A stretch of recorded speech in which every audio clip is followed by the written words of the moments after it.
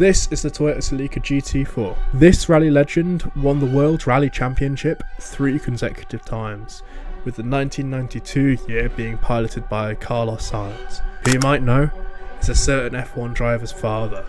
These cars came fitted with a pretty serious engine known as the 3S GTE. This 2-litre turbo 4-pot produced so much power for its weight that Toyota favoured it over the famous 2JZ.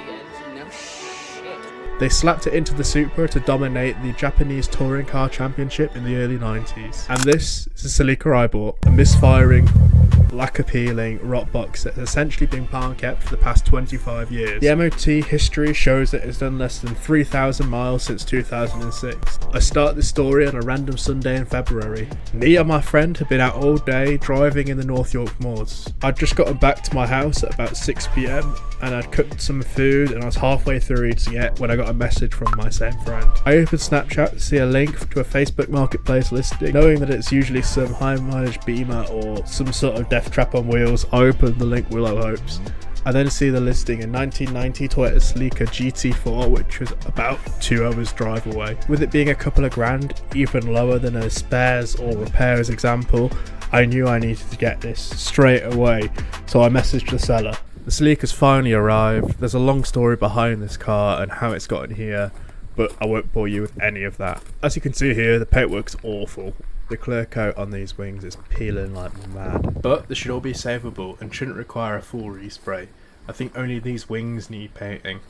A bit of T-cut should revive this faded paint on the door. I started by having a good look through the car to see what goodies the previous owner had left me, as there was quite a few parts missing from the engine bay and there was quite a few bits of trim that just seemed to have disappeared from the car. There were random screws and parts in the glove box, but the most interesting thing in there was this tool. I wasn't too sure what this tool was at first, but I found out it was used to open this USB port on the Apple CarPlay. One of the biggest jobs at first was that the car had a really rough idle and had trouble revving. I was expecting this to be some sort of vacuum leak, so I hooked up my smoke machine to the air intake to find out where the leak was coming from. This revealed that it was coming from a new silicone vacuum line near the turbo.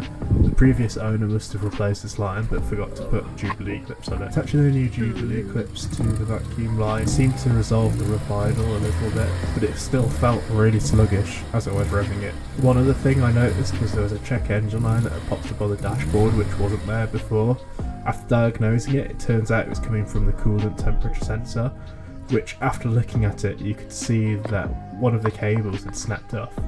To fix this, I cut the wires and crimped it to a new connector. This got the car running just fine. Put some air into the tyres and took it for a 2-mile test drive just up the road. This revealed quite a few issues with the car. The most important one was the clutch was slipping. When I put the car in third and tried to accelerate uphill, the revs would just climb and the car was just not going anywhere. Just as I was pulling back into the yard after this drive, the car decided to cut out and wouldn't start at all. I could smell a strong odour of petrol coming from the exhaust. This meant the engine had been flooded. After looking online, I found out it could have been the cold start injector. On older fuel injected cars, they have an extra fuel nozzle in the intake manifold, which sprays more petrol into the engine when you try and turn it over when it's cold. This helps the engine start quicker, and it also helps it run smoothly until it's warm. These injectors can leak, which causes the engine to flood with petrol, which makes the car run rich as well as making it impossible to start when warm. This is the issue I was having and is why I could start the car when cold, but not when returning from my test drive. Luckily this is only a 40 quid second-hand part and took less than an hour to replace. This fixed my hot start issue. However, to fix the slipping clutch, this meant I needed to pull the gearbox. I've never done this before, especially on a gravel driveway, but that's all for another video. I'm editing this video about a month after all of this happened, so I could tell you that replacing the clutch was definitely an experience I won't forget. Thank you for watching. If you could subscribe, that would be appreciated. Bye!